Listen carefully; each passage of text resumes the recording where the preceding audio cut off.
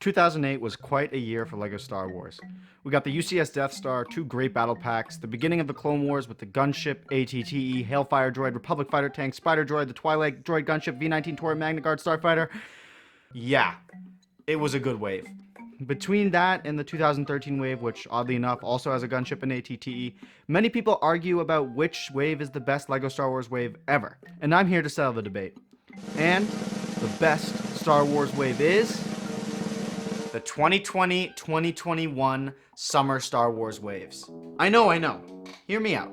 Recently, LEGO Star Wars has been receiving some criticism for the sets that they produced, which may seem pointless. Nonetheless, I want everybody who's watching this video right now to take Winter 2021 out of your consideration and just look at Summer 2020 and Summer 2021 waves.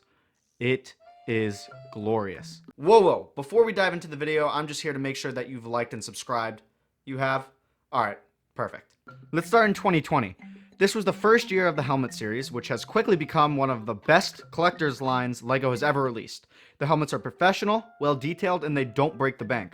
It's a fantastic breakup of the usual $200 price tag for collector's sets. Speaking of $200 collector's sets, the UCS A-Wing also released that year, which, in my opinion, is one of the most underrated UCS sets and one of the most underrated sets of that entire wave. But I don't blame people for not focusing on the UCS A-Wing because there are so many other great sets that it gets overshadowed by. We got an AAT, which made an Ahsoka minifigure available to the masses, as well as bringing in a brand new Clone Legion to the Star Wars minifig arsenal. A brand new Playscale AT-AT, which was long overdue and had an absolutely phenomenal and robust build, with great minifigures and amazing playability.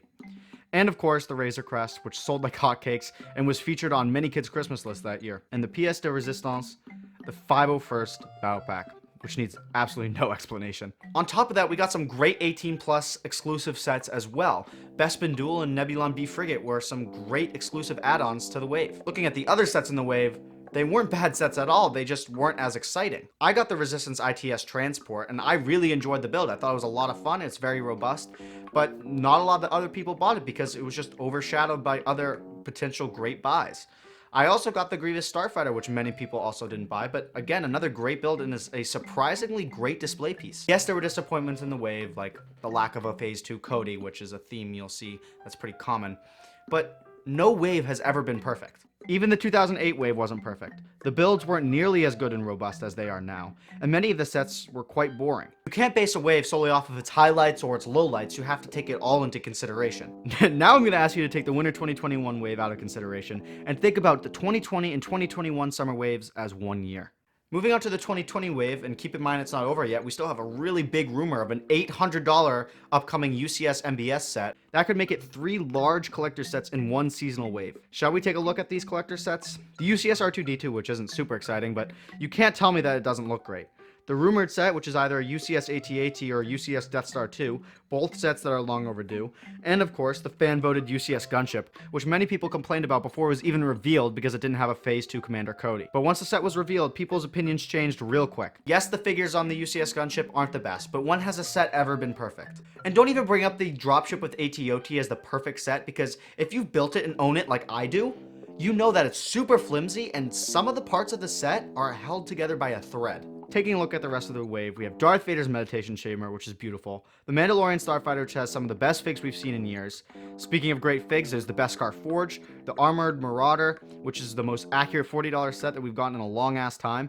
The Bad Batch Shuttle, which has an all-star minifig lineup. And Moff Gideon's Light Cruiser, which finally gives us some much-wanted exclusive figures. There's a reason why people are calling the Summer 2021 wave the best wave we've seen in years. The problem with the LEGO Star Wars fan base is that they don't know they're in a good wave until 5 years after it's passed. Listen, nostalgia is all fine and good, but it clouds your guys' judgment. Just because in the new wave there isn't a set from the first season of the Clone Wars doesn't make it a bad wave. I'm sure in 10 years' time, all those nostalgic Mandalorian fans are gonna look back on the 2021 summer wave, and that's gonna be their holy grail wave, like the 2008 wave is for the Clone Wars fans. Just take a second and show some perspective, and stop complaining. I'm all for power to the consumer, but all LEGO Star Wars fans do is complain about the sets and then buy them anyway. If you're so pressed about the lowlights of a set, don't buy it. Point out the flaws in sets all you want, but like the UCS Gunship, the focus shouldn't be on the lackluster minifigures. The focus should be on the phenomenal build that the design team at LEGO made. Anyways, let me know what you guys think down in the comments about what I had to say.